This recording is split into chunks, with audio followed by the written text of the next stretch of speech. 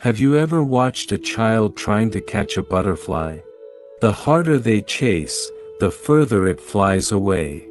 But the moment they sit still, fascinated by a flower instead, the butterfly often lands gently on their shoulder. What if I told you that happiness, success, and inner peace work the same way? The tighter you grasp, the more life slips through your fingers like water. The harder you chase, the faster it runs. Today, we're exploring an ancient Buddhist truth that may completely revolutionize how you approach every struggle, worry, and desperate attempt at control in your life.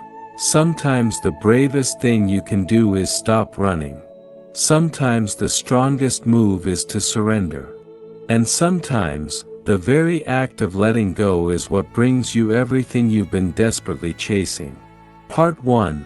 When fear becomes your architect of reality. The merchant's prophecy.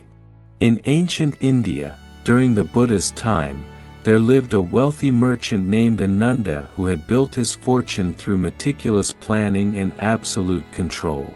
Every morning before dawn, he would rise to check his inventory, count his gold, review his ledgers, and plan every detail of his business ventures. His warehouses were full, his trade routes were profitable, and his reputation was sterling. Yet he lived in constant terror of losing it all. One day, Ananda heard whispers in the marketplace about bandits targeting wealthy merchants on the northern trade route, his most profitable path. Though these were merely rumors, unconfirmed and vague, fear took root in his mind like a poisonous seed. He couldn't sleep. He couldn't eat. Every shadow became a thief, every stranger a potential enemy. Consumed by this fear, Ananda began to change. He hired numerous guards, doubling and tripling his security costs. He changed his trade routes constantly, confusing his own caravan leaders. He became suspicious of his longtime business partners, questioning their every motive. He grew harsh with his loyal employees, seeing potential betrayal in innocent mistakes.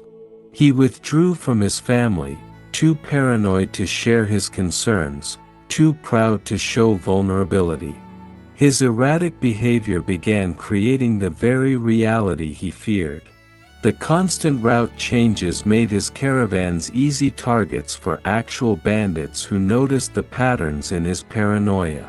His most trusted employees, hurt by his suspicion and harsh treatment, began leaving for competitors.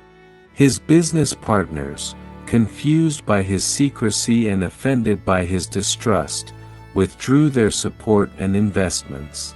Within a year, Ananda's empire crumbled.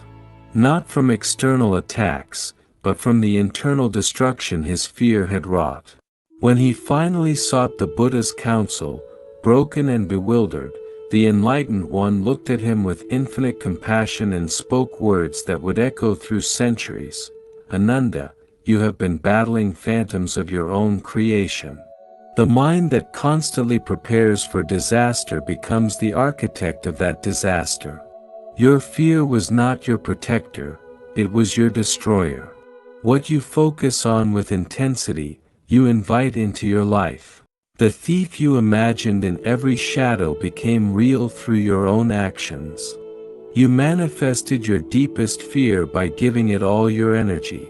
Sarah's modern mirror. Let me tell you about Sarah, a brilliant project manager at a tech company in San Francisco. Like our ancient merchant, Sarah had everything going for her: talent, dedication, a great team, impressive credentials. But she lived in constant fear of failure, of being exposed as incompetent, of losing everything she'd worked for. Every night, Sarah would lie awake from 2 a.m. to 5 a.m., her mind racing through catastrophic scenarios. What if the client hates our presentation? What if my team realizes I don't know what I'm doing? What if I get fired and can't find another job? What if I end up homeless? Can you feel that familiar tightness in your chest, that spiral of anxiety that turns one worry into an avalanche of imagined disasters? Sarah's fear began to shape her behavior in ways she didn't even realize.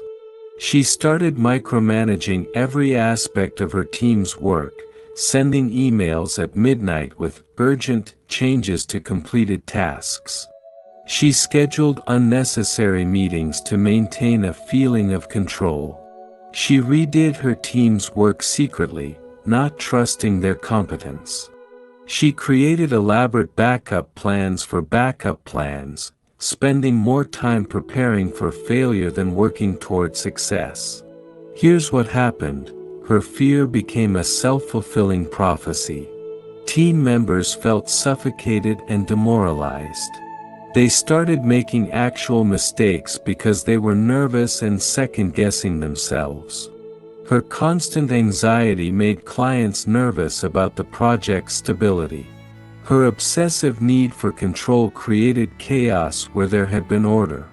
The very failure she feared began manifesting, not from external circumstances, but from the reality her fear was creating.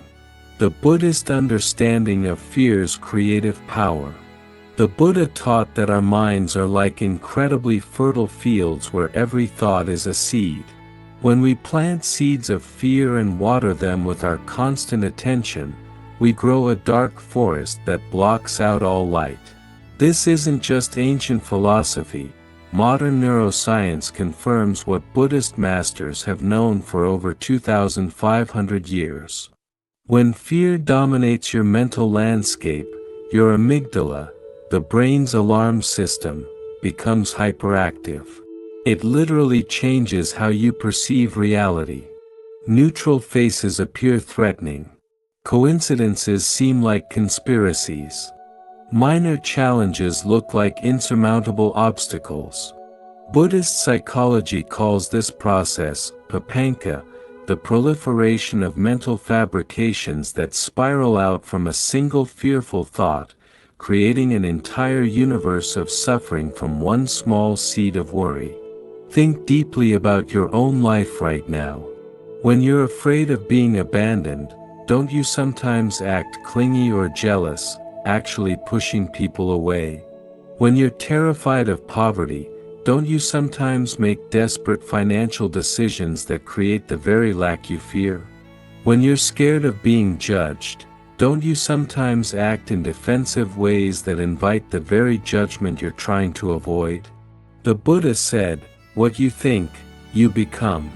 What you feel, you attract. What you imagine, you create." This isn't mystical thinking, it's practical psychology. Your fear doesn't exist in isolation. It sends out ripples that affect every decision, every interaction, every opportunity that comes your way. Part 2: The Revolutionary Power of Surrender. The Storm and the River Master. There's a profound Zen story about a master named Joshu who operated a small ferry boat across a treacherous river. He was known throughout the region for his ability to read the water, to know when to cross and when to wait. One day, during a fierce storm, a wealthy merchant arrived demanding immediate passage. The rain was torrential, the wind was howling, and the river was raging with deadly currents.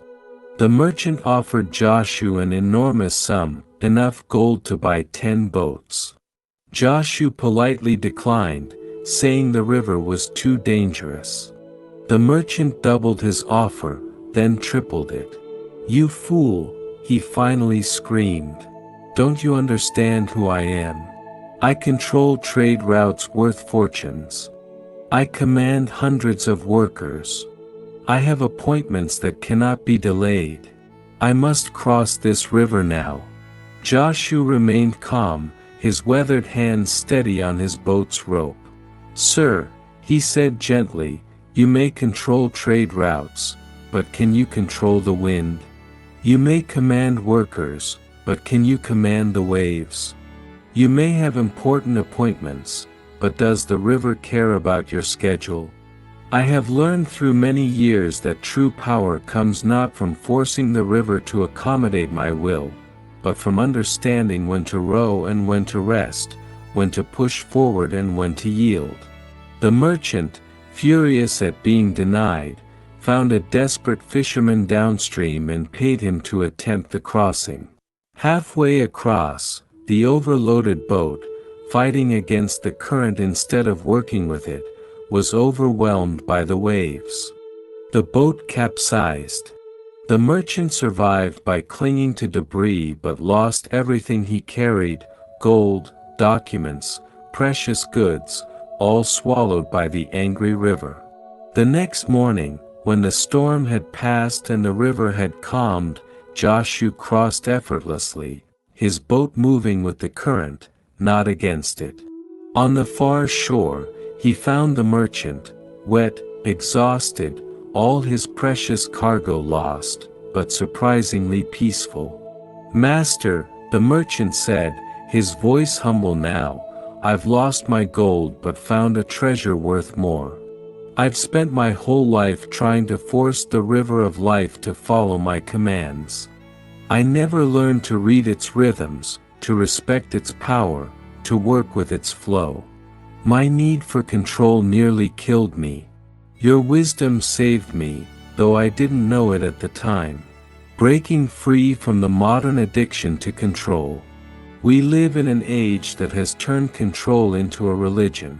We have apps to track every step, every calorie, every heartbeat. Devices that monitor our sleep, our mood, our productivity. Planners and systems to schedule every minute of every day. We've been taught that success means having everything under control, that maturity means managing our lives perfectly. But what if this desperate need for control is actually the very thing that's keeping us stuck, exhausted, and miserable? Consider Michael, a startup founder who built his company from nothing. He believed that working 18-hour days meant he was in control of his destiny. He personally approved every decision, no matter how small. He reviewed every email before it was sent. He attended every meeting, even ones where his presence wasn't needed. He had his fingers in every aspect of the business because he believed that's what control looked like. Michael wore his exhaustion like a medal of honor. The dark circles under his eyes were proof of his dedication. The fact that he hadn't taken a day off in 2 years showed his commitment. He believed that letting go of any task, delegating any decision, and trusting any process to work without his constant oversight meant failure, weakness, and incompetence. But here's what actually happened: Michael's need for control became the company's biggest bottleneck. Talented employees felt suffocated and started leaving for companies where they could actually use their skills. Quick decisions became week-long ordeals waiting for Michael's approval. Innovation died because nothing new could happen without passing through Michael's exhausted, overwhelmed filter. The company he was trying to control was dying from his very grip on it. Then Michael collapsed. His body, pushed beyond all limits, simply shut down. He was hospitalized for a week with severe exhaustion and stress-related illness. And during that week, something miraculous happened: his company thrived. His team, finally free to make decisions, solved problems that had been lingering for months. They implemented improvements Michael had been too busy to consider. They closed deals that had been stalled in his approval queue. When Michael returned, he found a company that had not only survived his absence but had flourished in it. This was his wake-up call, his river-crossing moment. He realized that his control had been an illusion all along. Real strength wasn't in doing everything himself but in trusting the capable people around him. The Buddhist art of sacred surrender. Let me be absolutely clear about something crucial. Surrender in Buddhism doesn't mean giving up, being passive, or lying on your couch waiting for the universe to deliver your dreams. That's not surrender, that's laziness dressed up in spiritual clothing. The Sanskrit word, prapatti, means to take refuge, to surrender, but it implies an active, conscious trust, not passive resignation. Think of it like a master archer who draws the bow with all their strength and skill, aims with complete focus and intention, but then must release the arrow and trust its flight. They don't control the wind that might affect its path. They don't control whether the target might move. They do their part completely, the drawing, the aiming, the releasing, and then trust in forces beyond their control. The Buddha himself demonstrated this perfectly. Before his enlightenment, Prince Siddhartha tried to force spiritual awakening through extreme asceticism. He starved himself until his bones showed through his skin. He meditated until he could barely stand. He was trying to violently control his way to enlightenment. It was only when he let go of this aggressive forcing, when he accepted nourishment and sat quietly under the Bodhi tree, doing his part but not trying to control the outcome, that enlightenment came to him naturally, like a river finally reaching the ocean. If these teachings are resonating with something deep in your soul, remember to subscribe to Buddha Coha for more wisdom that can transform your daily struggles into opportunities for growth. Part 3, The Present Moment, Your Only Real Home. The Tea Master's Perfect Teaching.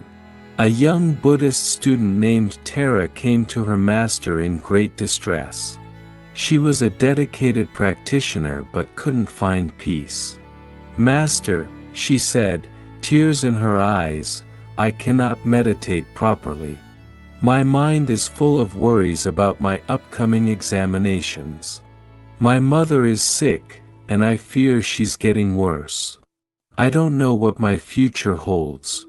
How can I find peace when my life is so full of problems?" The master invited her to sit and watch as he performed the traditional tea ceremony. As he slowly heated the water, carefully measured the tea, and mindfully cleaned each implement, Tara grew increasingly agitated. "Master, I'm suffering here. My problems are real. How can you just sit there making tea?" Without looking up from his careful movements, the master asked, "Tell me, Tara, in this exact moment, not yesterday, not tomorrow, not even 5 minutes from now, but right now, this very instant, what is your problem?" Tara started to speak about her exams, but the master gently interrupted. "Are you taking the exam right now, in this moment?" "No, but, is your mother sick here in this room, at this moment?" "No, she's at home resting, but, is your uncertain future happening right now?" "No, but Master, these things are real." The master poured the tea with perfect attention. "Watch," he said. "This water doesn't worry about becoming tea. It simply heats. This tea doesn't have anxiety about steeping perfectly. It simply steeps. The cup doesn't fear it might crack tomorrow. It simply holds. In this moment, this actual, real, living moment, there is only water, tea, cup, and presence. Your problems exist in your thoughts about other moments, but this moment, the only one that's actually real, is perfect and complete." Understanding the anatomy of anxiety. Let's get deeply honest about anxiety for a moment. When you're lying in bed at 2 a.m., heart racing, palms sweating, mind spinning through every possible catastrophe, what's actually happening? Not in your thoughts, but in reality. Are you in danger in that bed? Is the catastrophe you're imagining actually occurring? Buddhist psychology teaches us something profound. Anxiety literally cannot exist in the present moment. It requires time travel, either backward into regret and rumination, or forward into fear and worry. The Buddha called this dukkha dukkha, the suffering of suffering, the pain we create by imagining pain that hasn't arrived, may never arrive. Think about Emma, a dedicated high school teacher who spent every Sunday in absolute agony about Monday morning. Starting from Sunday afternoon, her body would tense, her stomach would churn, her mind would race through scenarios, difficult students acting out, angry parents complaining, administrators criticizing, lessons going wrong. She was physically experiencing Monday's imagined stress on Sunday, essentially living through the difficulty twice, once in torturous imagination, once in actual reality. But here's the profound realization that changed Emma's life: that future she was terrified of didn't exist. It was a hologram, a projection, a movie created and directed by her anxious mind. The Buddhist teacher Shunryu Suzuki said, "Life is like stepping onto a boat which is about to sail out to sea and sink. Yes, the boat will eventually sink, that's certain. But right now, in this moment, you're not drowning. Right now, you're breathing. Right now, you're alive." Part 4. Thoughts are not facts, the liberation of questioning. The Buddha's teaching of the two arrows. The Buddha once gathered his disciples to share a crucial teaching about suffering. When you are struck by an arrow, he said, there is pain. This is the first arrow, the unavoidable difficulties that life brings. But then, most people shoot themselves with a second arrow, the arrow of their stories about the pain, their resistance to it, their fears about what it means, their anger that it happened.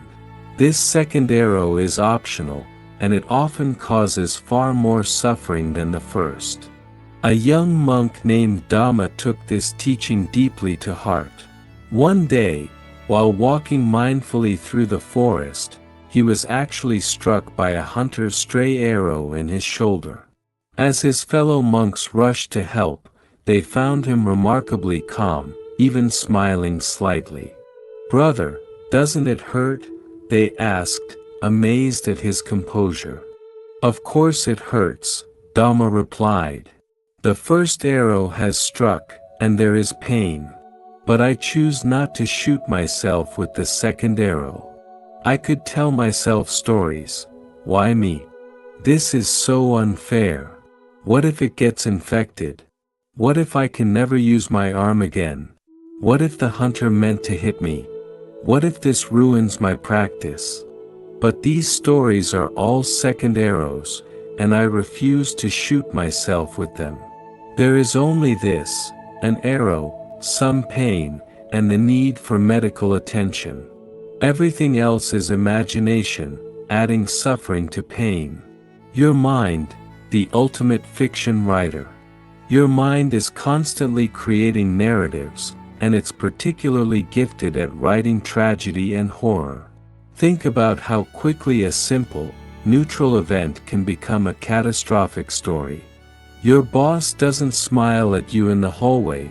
Within seconds, your mind has written, "She's upset with me. I must have made a mistake. She's probably planning to fire me.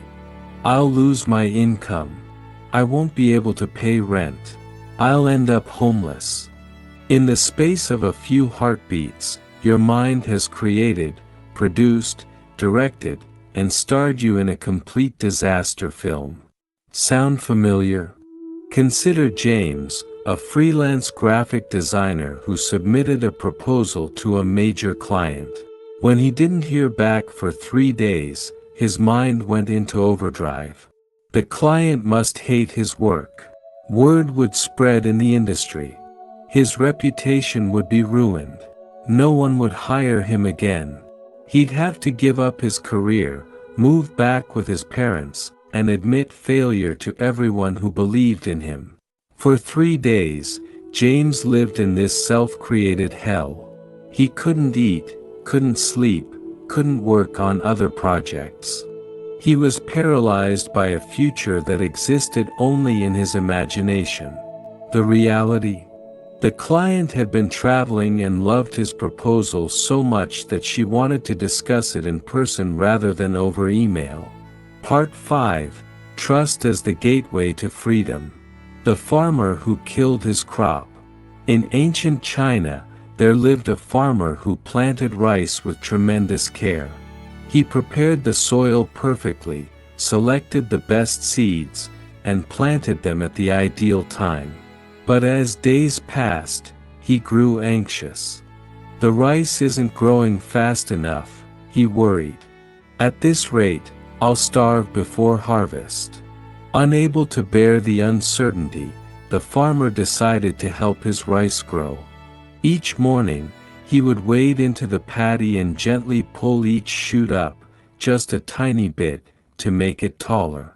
There, he would say with satisfaction, "Now you're growing properly. I'm helping nature along." Within a week, his entire crop was dead. By pulling the tender shoots, he had torn their delicate roots from the soil. In his need to control the growth, he had destroyed the very thing he was trying to nurture. His neighbor, an old Buddhist practitioner, had watched this tragedy unfold. "My friend," he said to the devastated farmer, "you cannot force the rice to grow any more than you can force the sun to rise faster. Your job was to plant, to water, to protect from pests. The growing was never yours to control. The rice knew how to grow, it's been doing it for thousands of years. In trying to command what was not yours to command, you destroyed what would have flourished naturally." The exhaustion of perpetual control. Let's talk honestly about what the need for control really costs you. It's absolutely exhausting, isn't it? That constant vigilance, that never-ending mental management of every possible outcome, that desperate attempt to prevent any uncertainty or discomfort. It's like trying to hold back the ocean with your bare hands. No matter how strong you are, you'll eventually collapse from exhaustion. Are these teachings touching something deep within you? Subscribe to Buddha Coha and join thousands of others learning to trust life's natural wisdom. Part 6. Integration, Living the Middle Way. Your daily practice of letting go. The Buddha discovered enlightenment through the middle way, not extreme control, not complete passivity, but a dynamic dance between effort and ease. Here's how you can begin practicing this in your daily life. Morning practice. Before you reach for your phone, before the day's demands crash over you, take 5 minutes to simply sit and breathe. Feel the quality of this new day without immediately trying to control it. Ask yourself, what does this day want to become, instead of, what do I need to force to happen today? The sacred pause. Throughout your day, when you feel anxiety rising or control tightening, pause. Take 3 conscious breaths. Ask yourself, what is actually happening right now? What is truly mine to do? What can I release? This takes 30 seconds but can transform your entire day. Evening reflection. Before bed, instead of reviewing everything that went wrong or planning tomorrow's battles, try this. Identify 3 things that worked out today without your control. Maybe traffic flowed smoothly. Maybe someone showed up with exactly what you needed. Maybe the problem resolved itself. Train your mind to notice life's natural intelligence. The final teaching, coming home to yourself. The seeker who searched the world. A young seeker traveled the world looking for peace. She climbed mountains in Tibet, meditated in caves in India, and studied with masters in Japan. Everywhere she went, she carried a heavy pack filled with books, techniques, practices, and disciplines she'd collected. The pack grew heavier with each teacher, each teaching, each new method promising peace. After 10 years of searching, exhausted and still seeking, she met an old woman selling tea by a dusty roadside. The old woman looked at her heavy pack and asked simply, "What are you carrying, child?" "Everything I need to find peace," the seeker replied proudly. The old woman laughed gently, her eyes twinkling with wisdom. "And how is that working for you?" The seeker had to admit it wasn't working at all. She was more burdened than she had been when she started. "Try this," the old woman suggested. "Put down the pack." The seeker hesitated. This pack contained 10 years of searching, learning, practicing. But something in the old woman's eyes made her comply. She set down the heavy pack. Immediately, she felt a lightness she hadn't experienced in years. Her shoulders naturally rose. Her breath naturally deepened. Her whole being naturally expanded. "This feeling," the old woman said, "this lightness you're experiencing right now, this is what you've been seeking. It was never in the pack. It was always in the putting down. Your invitation to true freedom. This is your invitation. Not to do more, but to do less. Not to try harder, but to try softer. Not to grip tighter, but to hold lighter. The peace you're desperately seeking isn't somewhere out there, waiting to be captured through perfect control. It's already here, has always been here, waiting beneath your worries like the sun waiting behind clouds. You don't have to create it, you just have to stop blocking it. When you stop chasing life so desperately, life finds you. When you release your white-knuckle grip on how things must be, they often turn out better than you could have imagined. When you trust enough to let go, you discover you're held by something far greater than your small hands could ever hold. This isn't mystical thinking or spiritual bypassing. This is practical wisdom born from thousands of years of human experience. The Buddha discovered it under the Bodhi tree. Countless practitioners have confirmed it through their own experience. And now, it's available to you. The river knows how to reach the ocean. The seed knows how to become a tree. And you, beneath all your trying and controlling and worrying, you know how to live. You've just forgotten while you were so busy trying to manage everything. Come home to yourself. Put down the burden of constant control. Stop chasing what's already trying to find you. Let go, and discover that you're held. Release, and find that you're free. Surrender, and realize that this was always the victory you were seeking. If these teachings have touched your heart, please subscribe to Buddha Coha. Share this wisdom with someone who needs to hear it. Hit that notification bell, and let's continue this journey together. Remember, the path to peace isn't walked alone. In the end, just 3 things matter: how well we have lived, how well we have loved, how well we have learned to let go. May all beings be free from the suffering of control. May all beings find peace in surrender. May all beings discover the freedom that comes from letting go. Namo Amitabha Buddha.